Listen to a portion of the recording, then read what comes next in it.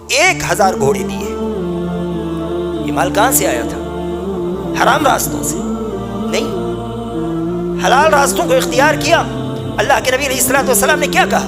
عدت الدنیا وہی راغمہ، تم اللہ کے لیے جیو، دنیا تمہارے پاس جھک کر آئے گی. صحابہ کرام رضوان اللہ تعالی علیہم اجمعین اللہ کے لیے جینے والے تھے، حلال راستوں کو اختیار کرتے تھے، دنیا ان کے پاس جھک کر آیا کرتی تھی.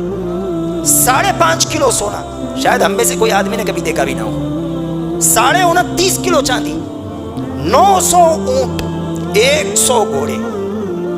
ساری زندگی کی بات نہیں ہے، ایک جنگ کے موقع پر اللہ کے نبی علیہ الصلوۃ والسلام کے حوالے آپ نے کیا. عبد الرحمن بن عوف رضی اللہ تعالیٰ عنہ کے بارے میں آتا ہے کہ ایک مرتبہ آپ نے 500 اونٹ سامان کے ساتھ اللہ کی راہ میں صدقہ کر دیے.